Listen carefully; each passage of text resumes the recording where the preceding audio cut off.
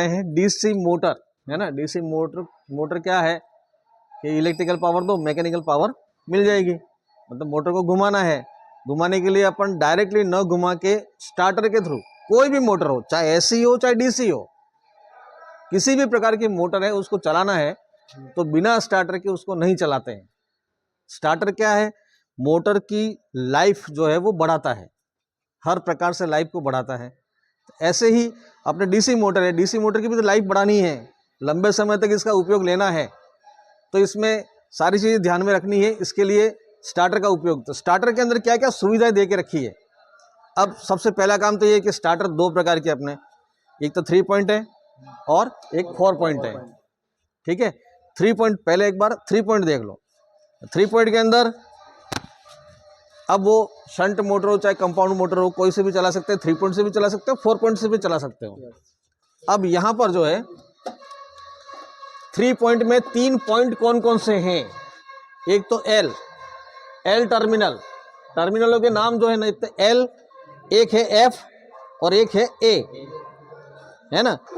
L, ए और F, ये 3 टर्मिनलों के नाम होते हैं, ठीक है। इनको जोड़ना कैसे कैसे है, एल टर्मिनल सीधा पॉजिटिव सप्लाई प्लस जो डीसी की सप्लाई जैसे यहाँ से आ रही है तो उसका प्लस जो है वो सीधा यहाँ जोड़ना है, पॉजिटिव सप्लाई यहाँ जोड़ दिया आपने, ठीक है। और इसका जो नेगेटिव होगा वो फील्ड और आर्मेचर का कॉमन करके नेगेटिव सीधा जोड़ दो, वो स्टार्टर में नहीं आएगा। एन जो टर्मिनल है नेगेटिव, वो स्टार्टर में नहीं आएगा। 3 पॉइंट है तो, 4 पॉइंट है तो आएगा उसमें, 3 पॉइंट में नहीं आता है। अब आर्मेचर, जैसे ये आर्मेचर का सिरा है, सीधा इसमें एक तो कॉमन कर दिया आपने, नेगेटिव दे दिया, दूसरा आर्मेचर का जो सिरा बचा है वो स्टार्टर में ए में आ जाएगा, ठीक है। और फील्ड का जो एक बच गया वो यहाँ एफ में जुड़ जाएगा। ये तो कनेक्शन हो गए। अब आपको चेक करना है, हो सकता है आपने कनेक्शन गलती से कहीं उल्टे पुल्टे लग गए तो क्या होगा। इसके लिए थोड़ा सा आपको स्टार्टर का अध्ययन करना है। स्टार्टर में ऐसा क्या लगा रखा है जो इसकी सुरक्षा करता है, इसकी लाइफ बढ़ाता है। लाइफ बढ़ाने के लिए अंदर क्या रखा है, इसके अंदर होता क्या है इसके अंदर। तो स्टार्टर के अंदर क्या है, हम जानते हैं कि डीसी की जो मोटर है उसकी आर्मेचर में रेजिस्टेंस बहुत कम होता है, वो बहुत स्टार्टिंग में बहुत हाई करंट लेगा। उस करंट को कंट्रोल करने के लिए स्टार्टर के अंदर अलग अलग रेजिस्टेंस लगा रखे हैं। अब यहाँ पर ये जो रेजिस्टेंस है, एक स्टेप में 1 2 3 4 5 6 7 स्टेप दे रखी है, उसमें सब में रेजिस्टेंस लगा के टैपिंग कर रखा है। तो इन टैपिंगों से जो तार जुड़ता है वो आर्मेचर का सिरा है। अब आपको ये टेस्ट भी करना है, हो सकता है ये टर्मिनल प्लेट के ऊपर कहीं नंबर मिट जाए, नाम अगर मिट गए तो फिर ए टर्मिनल कैसा कौन सा होगा, इसमें से ये पता लगाना है। तो ये जो रेजिस्टेंस है, जो एक्सटर्नल रेजिस्टेंस है, जो मोटर को स्टार्ट में रेजिस्टेंस जोड़ के रखते हैं, मोटर रनिंग में आ जाएगी, धीरे धीरे धीरे धीरे बैक ईएमएफ बनना शुरू हो जाएगा, उसके बाद पूरा रेजिस्टेंस हम काट देते हैं। तो ये रेजिस्टेंस जो जुड़ा रहता है ये आर्मेचर के सीरीज में जुड़ा रहता है, तो इसके साथ जो टर्मिनल होगा उसका नाम ए होगा। तो आप ये भी चेक कर लें, हो सकता है इसमें से वायर निकल गया हो, मेंटेनेंस करनी पड़े, तो यहाँ से ये कंटिन्यूटी देख लेना। ए की कंटिन्यूटी इन सभी प्रकार के जो रेजिस्टेंस, एक्स्ट्रा रेजिस्टेंस के स्टड के ऊपर जुड़ा हुआ है या नहीं, ये देख लेना। और एल जो है, एल सिरा मेन सप्लाई लाइन का जो पॉजिटिव सिरा आएगा, इस ओवरलोड कॉइल में से हो करके हैंडल में जाएगा। ये ध्यान रखना है कि वो सिरा, अगर ए का टर्मिनल अगर टेस्ट करना है, एल टर्मिनल कौन सा है लाइन का, तो आपको ये देखना है कि यहाँ से जो सप्लाई आती है वो ओवरलोड रिले में, रिले से होकर के हैंडल में, ये जो जाने वाला जो सिरा है वो आपका एल सिरा होगा। कहीं बीच में से कहीं ब्रेक है तो कहाँ कहाँ चेक करोगे, एल सिरे की कंटिन्यूटी यहाँ हैंडल तक नहीं आ रही है तो सप्लाई यहाँ से ओवरलोड में कोई वायर निकल गया हो, ओवरलोड से हैंडल में जो जा रहा है वो कहीं लूज कॉन्टेक्ट हो, कहीं खुल गया हो, तो वो आपको चेक कर लेना है, तो आपका ये कंटिन्यूटी बराबर मिल जाएगी। उसके बाद फिर यहाँ से एक सिरा जुड़ता है NVC coil, no volt coil, ये आपकी एनवीसी कॉइल है। इस एनवीसी कॉइल के साथ फील्ड जुड़ता है, तो इसका एक सिरा होगा वो एफ सिरे में होगा, एफ टर्मिनल। इसकी कंटिन्यूटी यहाँ से यहाँ जुड़ा हो सकता है एनवीसी का तार टूटा हुआ हो सकता है एनवीसी ब्रेक हो, तो ये आपका फर्स्ट कंटिन्यूटी जैसे ये यहाँ से आप कंटिन्यूटी देख लो, एफ तक आनी चाहिए, नहीं आ रही है तो मतलब आपका एनवीसी कहीं से ब्रेक है। एनवीसी कॉइल को एक बार चेक कर लेना। तो आपका ये फर्स्ट वाला जो सिरा है यहाँ से एक तार सीधा एनवीसी को देके रखा है और एनवीसी से निकल करके एफ में लिखा हुआ। तो ये सारा जो आप सर्किट डायग्राम भी देख लेना, सर्किट डायग्राम है कि बुक के अंदर 3 पॉइंट का। आप सप्लाई अगर आपके कनेक्शन बिल्कुल सही है, सारे जुड़े हुए हैं, तो जैसे ही आप सप्लाई लगाओगे कनेक्शन बिल्कुल सही है तो हैंडल को फर्स्ट रेजिस्टेंस पे जैसे ही लेके जाओगे मोटर हल्का हल्का घूमने लग जाएगी और धीरे धीरे जैसे घूमने लग जाए आप इसके रेजिस्टेंस को काटते जाएं। ये बाहरी रेजिस्टेंस सिर्फ आर्मेचर की सेफ्टी के लिए लगाया गया, ठीक है।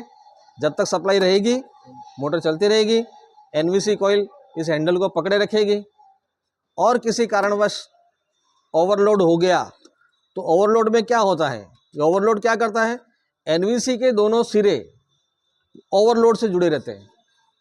ओवरलोड के ये 2 पॉइंट हैं, शॉर्ट करने के पॉइंट, इन दोनों पॉइंटों के इसमें जो एनवीसी कॉइल, ये आपको ये ओवरलोड कॉइल है ना, ओवरलोड रिले या ओवरलोड कॉइल, ये है सप्लाई के सीरीज में, लेकिन इसके साथ हमने एक मैकेनिज्म लगाया। मैकेनिज्म ये लीवर हो गया, एक तरह से ये एक लीवर है। ओवरलोड जैसे ही हो गया ये लीवर जो है ऊपर होगा, ऐसे ही जैसे ये लीवर ऊपर होगा तो ये जो दोनों पॉइंट हैं ये आपके शॉर्ट होंगे, शॉर्ट होंगे ना, दिख रहा है। ये दोनों पॉइंट किसके हैं, वो ये एनवीसी के हैं। एनवीसी के दोनों तार यहाँ ओवरलोड के वो शॉर्ट वाले पॉइंट पर हैं, ओवरलोड कॉइल में नहीं है। ओवरलोड तो सप्लाई के सीरीज में हो गई, उसका कॉइल का हो गया काम, लेकिन उसके साथ एक लीवर लगा रखा है और 2 पॉइंट जो लगा रखे हैं, उन पॉइंटों की जो सप्लाई है वो इससे जुड़ी हुई है एनवीसी से। जब ओवरलोड होगा, ये जैसे ही दोनों पॉइंट शॉर्ट हुए, जब दोनों पॉइंट शॉर्ट होंगे एनवीसी कॉइल की सप्लाई कट जाएगी। जब ये हैंडल को पकड़े रखा है तो जैसे ये सप्लाई शॉर्ट होते ही इसमें सप्लाई कट जाएगी तो ये हैंडल छोड़ देगा, तो स्प्रिंग से रिटर्न हो जाएगा। अब यहाँ आप सर्किट डायग्राम देखा से जैसे 1 2 3 4 5 6 ये एक्स्ट्रा रेजिस्टेंस है, स्टार्टिंग रेजिस्टेंस, ये आर्मेचर की सीरीज में। तो ये यहाँ से जो तार निकलेगा वो सीधा ए में जाएगा, ये ए टर्मिनल है, सीधा समझ में आ गया। अब यहाँ से लेकर के तो सीधा एक एनवीसी में दिया, एनवीसी से निकल करके फिर ये एफ टर्मिनल पे चला गया, ये वाला सिरा, ठीक है ना। और एनवीसी से ही दोनों जो पॉइंट हैं, ये 2 पॉइंट लाए, ये लीवर लगा रखा है, ओवरलोड का लीवर, उस लीवर के साथ जुड़े हुए हैं, ताकि ये जैसे ही ओवरलोड हो ये लीवर ऊपर उठे और एनवीसी को शॉर्ट कर दें। ये इसकी बेसिक थ्योरी है, ठीक है। ड्राइंग भी बन जाएगी। कनेक्शन में सप्लाई का जो तार है सीधा एल से ओवरलोड में से हो करके फिर स्प्रिंग में ये हैंडल को जा रहा है, ठीक है ना। ये सिरा आ गया एल का, एनवीसी से हो करके हैंडल में जा रहा है। और मोटर में जैसे एक आर्मेचर का एक फील्ड का शॉर्ट करके और नेगेटिव सीधा दे दिया, ये स्टार्टर में नहीं जा रहा है एन, ये 3 पॉइंट में। 4 पॉइंट में थोड़ा सा चेंज है, L2 कर रखा है ये, हाँ ये एन L1 L2 भी है, कहीं कहीं इसको एन भी लिखे हैं, कहीं कहीं आपको इसमें 4 पॉइंट में यहाँ एन लिखा रहेगा, इसमें L1 और L2 लिखा है। एल और जो एन है इसमें केवल एक ही अंतर है कि एनवीसी कॉइल के साथ एक्स्ट्रा रेजिस्टेंस जोड़ करके और सीधा नेगेटिव पे दे रखा है। L2 नेगेटिव है, हाँ L2 नेगेटिव हो गया, ये एन हो गया एक तरह से, L2 के बजाय वो एन हो गया। वो क्या कर रखा है इसमें, केवल ये जो बाकी का सिस्टम एज इट इज है, 3 पॉइंट और 4 पॉइंट में यही अंतर है कि 3 पॉइंट में तो 3 टर्मिनल थे ही, 4 पॉइंट में केवल जो एनवीसी कॉइल है उसके साथ अतिरिक्त रेजिस्टेंस लगा के यहाँ ये एक्स्ट्रा रेजिस्टेंस लगा रखा है, ये लगा के फिर एन को दे दिया ताकि ये फील्ड की सीरीज में नहीं आए। एफ टर्मिनल सेपरेट हो गया, इसमें जो यहाँ से जो निकलेगा वो एफ टर्मिनल सीधा चला जाएगा, ये एफ टर्मिनल सीधा चला गया, एनवीसी की सीरीज में नहीं है। एनवीसी की सीरीज में एक्स्ट्रा रेजिस्टेंस लगा के फिर एन टर्मिनल बना दिया, तो ये थोड़ा चेंज आ गया था 4 पॉइंट में। तो 3 पॉइंट और 4 पॉइंट में यही अंतर है। 4 पॉइंट में एल टर्मिनल चेक करना है, आप देख सकते हैं इसमें ये ओवरलोड में से होकर के सीधा हैंडल में, ठीक है। ए टर्मिनल है तो ये यहाँ से जुड़ा होगा, एक बार चेक कर लेना, कंटिन्यूटी देख लेना, कहीं ब्रेक है तो सही कर देना।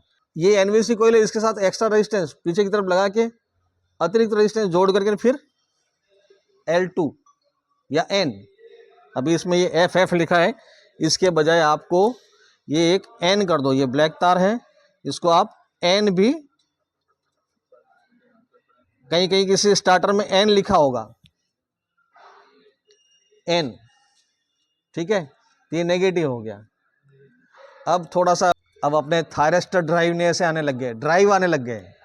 ड्राइव में क्या होता है, आपको आर्मेचर और फील्ड दोनों को पैरेलल में चलाना तो है, सप्लाई तो दोनों में जाएगी, डीसी सप्लाई। डीसी मोटर का सिद्धांत क्या है, चुंबकीय क्षेत्र में करंट ले जाता हुआ चालक रखा जाए तो टॉर्क उत्पन्न होता है। तो चुंबकीय क्षेत्र नॉर्थ और साउथ, फील्ड तो इसमें है ही, और आर्मेचर के अंदर आपको सप्लाई देनी है, करंट ले जाता हुआ चालक रखना है, और इसमें आर्मेचर में करंट देनी है, लेकिन शुरू में कम करंट जाए ना बाद में फुल करंट जाए, ऐसा कुछ करना है। तो वो पूरा डिवाइस एक लगा दिया हमने, वो आपका इलेक्ट्रॉनिक सर्किट हो गया, वो थायरिस्टर ड्राइव। अब जो अपन यहाँ ये मैकेनिकली कर रहे हैं, आर्मेचर को शुरू में रेजिस्टेंस बढ़ा करके, आर्मेचर के सीरीज में एक्स्ट्रा रेजिस्टेंस लगाया, बाद में धीरे धीरे जैसे जैसे चलने लग जाए उसके बाद फिर अपन उसको काट देते हैं। ये चीज़ इलेक्ट्रॉनिक डिवाइस में कन्वर्ट कर दिया।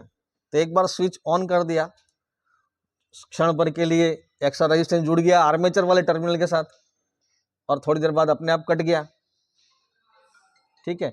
और उसके बाद फिर फील्ड को सप्लाई और पूरे वोल्टेज उसको मिलते रहेंगे, फील्ड और आर्मेचर को, और आप कंटिन्यू मोटर चलती रहती है।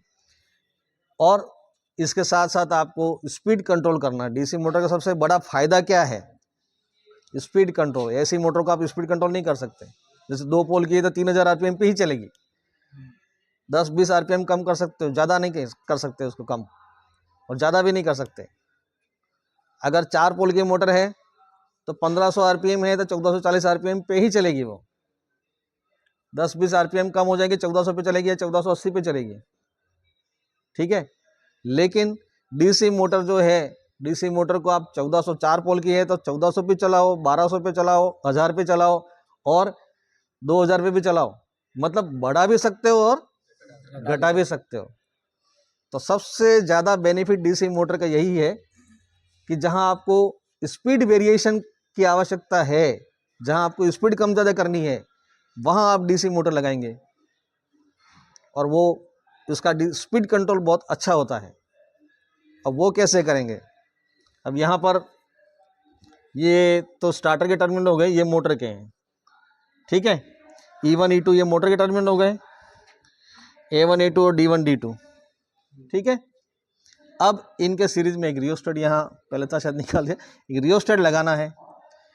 रियोस्टेट मतलब सप्लाई आपने जैसे ये दे रखी है, इसके सीरीज में रेजिस्टेंस लगा के फिर आपको यहाँ लाना है, एक्स्ट्रा रेजिस्टेंस जोड़ना है।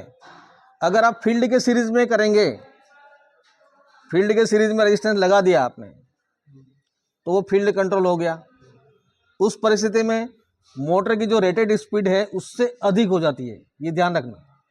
जब आप फील्ड के सीरीज में रेजिस्टेंस लगाते हैं, फील्ड कंट्रोल करते हैं, तो उसकी जो रेटेड स्पीड है उससे अधिक होती है। जैसे जैसे आप रेजिस्टेंस ऐड करते जाएंगे तो उसकी स्पीड बढ़ती जाती है, जो 1400 की 1500, 1600, 1700, 1800 पहुंच जाएगी। करके भी देखना है तो देख भी लेना, तो नॉर्मल स्पीड से ज़्यादा हो जाती है। और अगर आप आर्मेचर के सीरीज में रेजिस्टेंस जोड़ेंगे, जैसे जैसे आप रेजिस्टेंस जोड़ते जाते हैं तो उसकी स्पीड कम होती जाती है। आपको 1200, 1000 यूँ करना है तो आर्मेचर कंट्रोल कर दो, स्पीड आपको रेटेड से बढ़ानी है, फील्ड कंट्रोल कर लो, ठीक है। तो वो रेजिस्टेंस लगा के आप स्पीड वेरिएशन भी कर सकते हैं। तो सबसे ज़्यादा उपयोग डीसी मोटर का वेरिएबल स्पीड के लिए डीसी मोटर का ही उपयोग करते हैं। तो अभी इसमें ऐड करना है, रजिस्टर लगा के एक बार ऐड करके आप प्रैक्टिकली करके देख लेना। जो मोटर की जो सप्लाई आ रही है, जो टर्मिनल आपका जैसे ये रेड कलर का है, ये शंट का है, ठीक है। ये मोटर का जो टर्मिनल आ रहा है, इसके सीरीज में एक्स्ट्रा रेजिस्टेंस लगा के और फिर रेजिस्टेंस के साथ जो दूसरा तार निकलेगा वो इसमें जोड़ना है। फिर रेजिस्टेंस बढ़ाओ, स्पीड बढ़ेगी, कम कर दो, कम हो जाएगी, लेकिन वो नॉर्मल स्पीड जो है इसकी वही रहेगी। जैसे ये 4 पोल की है तो 4 पोल का लगभग 1500 आरपीएम, ठीक है। तो इस हिसाब से आप ये करके भी देख लेना, हो जाएगा।